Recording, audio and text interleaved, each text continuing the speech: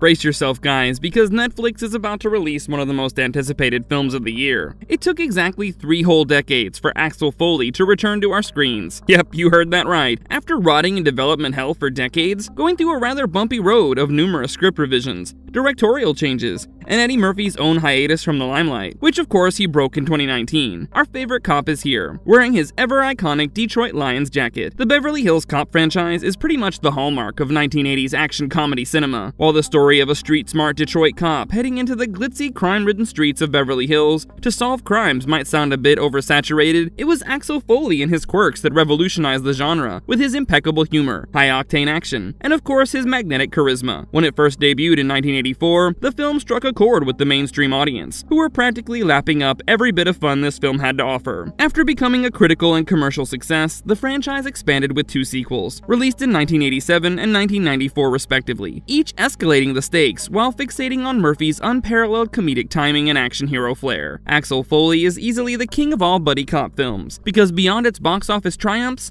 Beverly Hills Cop left an indelible footprint on pop culture, going on to influence a whole generation of buddy cop films, and cementing Murphy's status as a Hollywood superstar. Plus, with the upcoming release of Beverly Hills Cop Axel F on July 3rd, the franchise legacy lives on, serving us more amped-up adventures from the irrepressible Axel Foley. But given the time gap between the release of all his predecessor films, I thought it might be a good time to jog your memory on what went down in Foley's buzz-filled life 29 years ago. So without wasting another moment, let's do a recap of every film in the Beverly Hills Cop franchise yet. Before we go into our explanation, we have a very small request. If you like our content, please support us by subscribing to our channel. This is a small click for you, but for us it means a lot. Thank you, let's begin.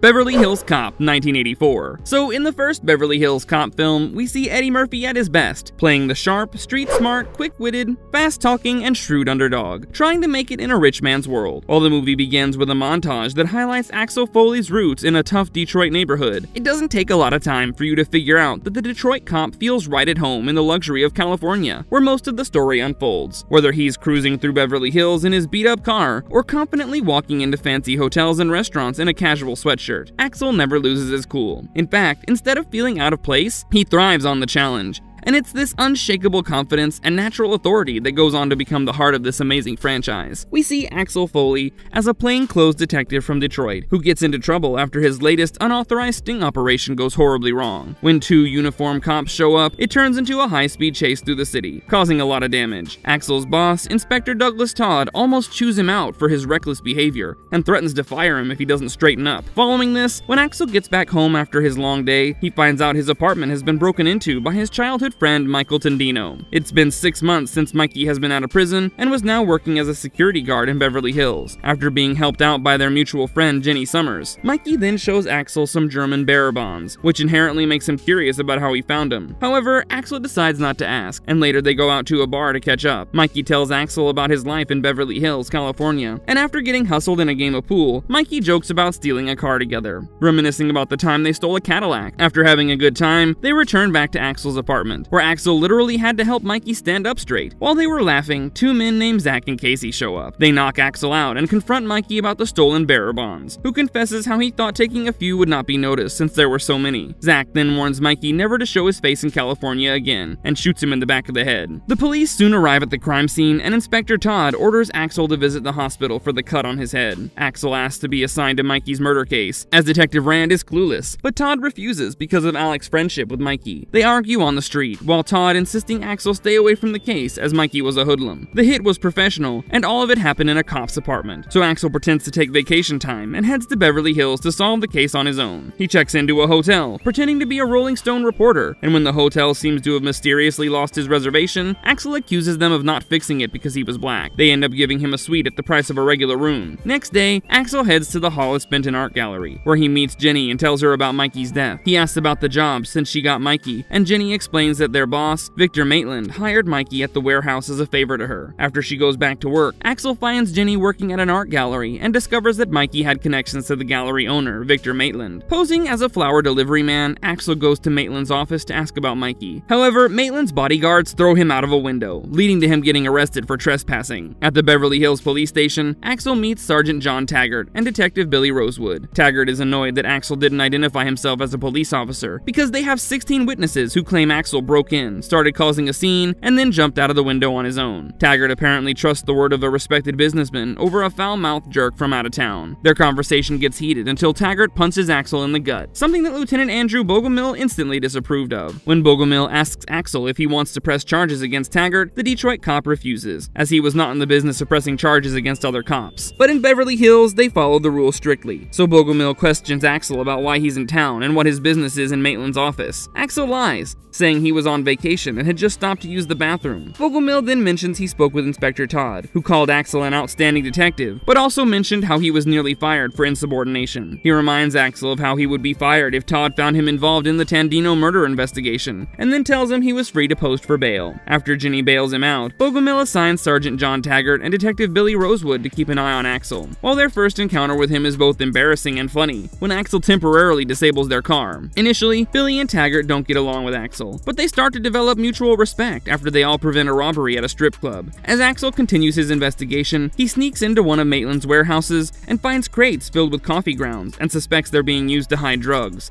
given that coffee grounds can mask the scent of drugs from police dogs. Axel also notices that many of Maitland's crates haven't gone through customs. After a few hilarious turnabouts, Axel gets arrested again. This time he has a fight with Zach at Maitland's country club. Axel then tries to tell Bogomil that Maitland is likely involved in smuggling, but Police Chief Hubbard was aware of Axel's reckless investigation, so he ordered him to leave town. Now, if we have seen Axel be anything, it's smart, and that's how he manages to persuade Billy to pick up Ginny instead of joining him at the warehouse, where a shipment is expected later that day. When Axel and Ginny break into the warehouse, they find bags of cocaine hidden in a crate, but before Axel can inform Billy about the discovery, Maitland shows up with Zach and Casey. He takes Ginny and leaves Axel behind, ordering his men to kill him. Before doing the deed, Zach admits to Axel that he was the one who killed Mikey. Meanwhile, after having a moment of hesitation, Billy enters the warehouse and saves Axel following a short shootout that ends with him gunning Casey down. On the other hand, Taggart manages to track Axel and Billy to Maitland's mansion, where he joins them in rescuing Ginny and apprehending Maitland in order to bring him to justice. Together, the trio fight off Maitland's henchmen, including Zach, and then after getting help from Bogomil, Axel manages to fatally shoot Maitland and rescue Ginny. After the whole fiasco is done with and Mikey is brought to justice, Bogomil spins a story to Hubbard that covers everyone involved, without tarnishing the reputation of the Beverly Hills PD. For once, everyone agrees with the official report, leading Chief Hubbard to reluctantly offer his congratulations. Soon, Axel realizes that everything he did while being on his so-called vacation might cost him his job back in Detroit, so he asks Bogomil to smooth things over with Inspector Todd. Axel even suggests the idea of becoming a private investigator in Beverly Hills, and reluctantly, Bogomil agrees to help him clear his record. The next day, when Axel checks out of his hotel, Rosewood and Taggart show up to ensure that he leaves town. As Axel gets into his car, the film ends with him inviting them to join him for a final drink before he leaves the city. In Hollywood terms, Beverly Hills Cop reminisces about the somewhat golden days of the studio era, where stars didn't have to carry the entire show on their shoulders. While we do see Eddie Murphy shine as a rule breaker and a wisecracker, his rule-centric equivalents also come with their own eccentricities that help turn this film into such a pop culture phenomenon.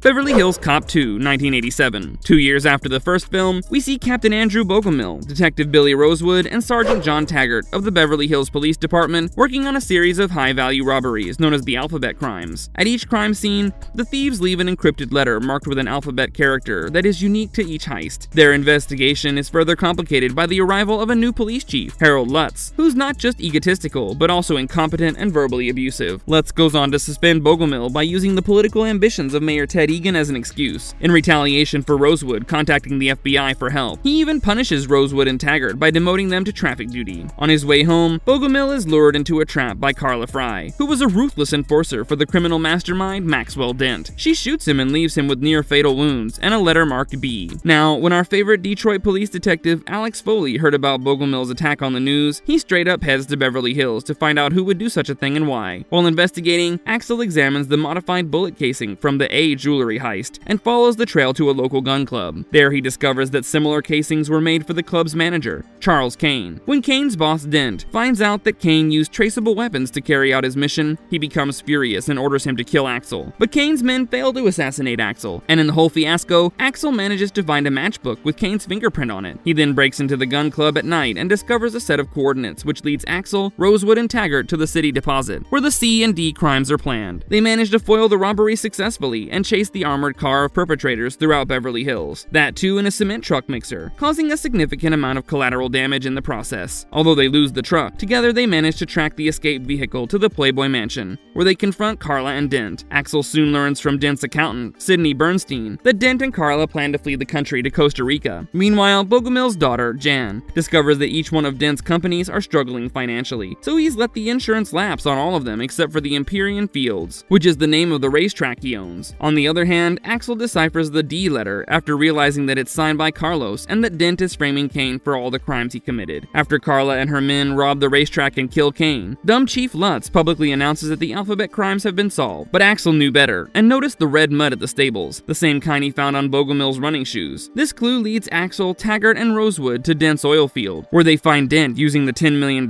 from his crimes to buy weapons from arms dealer Nikos Tomopoulos. Following this, Axel, Rosewood, and Taggart get into a shootout at the oil field, managing to blow up the trucks carrying all the weapons and explosives. In the warehouse, Dent confronts Axel, who gets distracted by a henchman on the roof, allowing him to escape. When Dent crashes through the wall in his car, Axel shoots him through the windshield, killing him. The car immediately hits Axel and then goes down a hill, bursting into flames. Just as Carla is about to take the chance to kill Axel, Taggart shoots her down, ultimately saving his life. While the first film was an absolute classic, the sequel definitely lives up to it. You might find the story a bit ludicrous at first, but then the core concept just ticks off with a zippy pace, and it's all because of Eddie Murphy as Axel Foley. There's an endless amount of action sequences in the film that is perfectly balanced out with a few hilarious moments amidst sharply scripted scenes. I think Axel Foley was the peak of comedic acting in the 80s. Plus, it was Murphy's banger sense of humor and comedic timing that makes Beverly Hills Cop 2 just as good as the first one.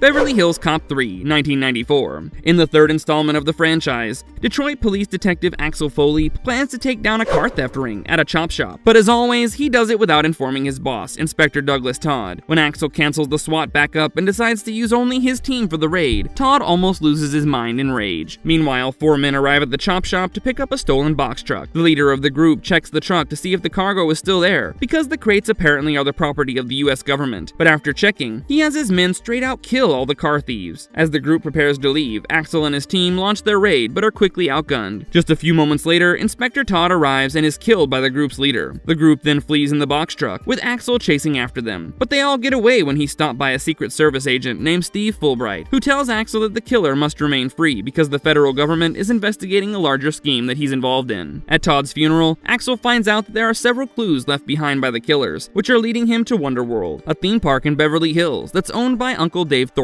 Then, you know the drill, Axel heads to Beverly Hills and reconnects with his old friend Billy Rosewood, who's now the Deputy Director of Operations for Joint Systems Interdepartmental Operational Command. Wow, that was a mouthful. Anyway, Axel also meets Billy's new partner, John Flint, following John Taggart's retirement. Flint then contacts his friend Ellis DeWald, the head of Wonderworld's park security, to inform him that Axel will be investigating at the park. While touring Wonderworld's behind-the-scenes facilities, Axel befriends a park employee named Janice Perkins. However, he's soon observed by security and attacked, both with gunfire and hand-to-hand combat. Somehow Axel escapes to the surface, where he cuts in line to board the Spider Ferris wheel ride. During the chaos, he rescues 2 children after the guards accidentally jam the ride. Following this, Axel is then brought to park manager Orrin Sanderson. When Ellis DeWald is called in to dispute Axel's claim of being attacked by the security guards, Axel recognizes DeWald as Todd's killer. However, Rosewood and Flint refuse to believe him due to DeWald's stellar public reputation. Later, Uncle Dave and Janice visit Axel in his motel room. They tell him that Roger Fry, the Wonderworld park's designer and close friend of Dave's, mysteriously disappeared 2 weeks ago while inspecting the grounds. All he left behind was a letter with a rather cryptic message on it. Following this, Axel and Rosewood attend a banquet honoring honoring DeWalt as the Private Law Enforcement Officer of the Year. Here, Axel does everything possible to provoke DeWalt into revealing his criminal activities, but DeWalt remains unfazed and doesn't fall for Axel's attempts. Even then, the Detroit cop continues his investigation, and once he digs a bit deeper into the part of the theme park that has been closed off, Axel learns that DeWalt and Sanderson were using Wonderworld as a front for a counterfeiting ring. DeWalt had been at the chop shop in Detroit in order to collect mint paper stored in the truck, so later that evening, Axel meets with Uncle Dave to get more details, in the hopes of some viable evidence, and finds out that Fry's warning letter was actually written on the same stolen mint paper. However, before Axel can use this evidence,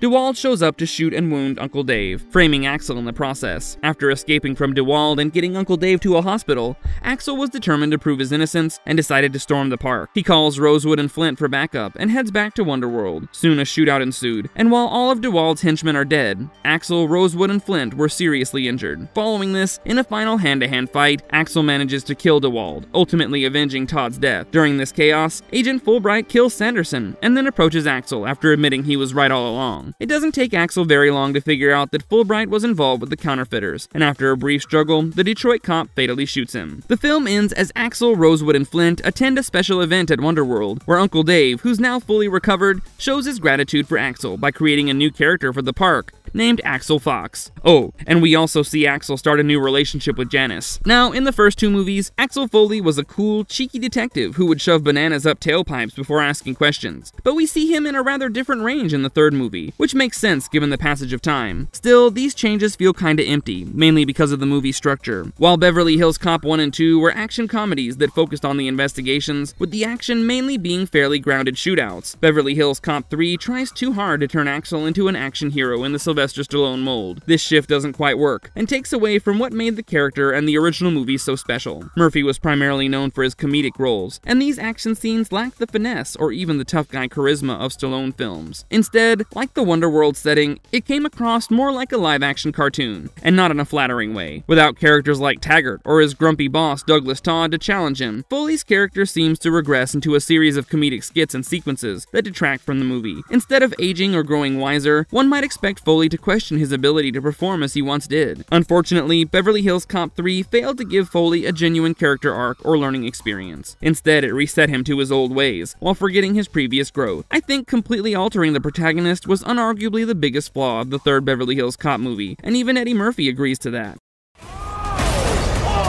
Y'all safe? Everybody safe? There's no seatbelt in the middle.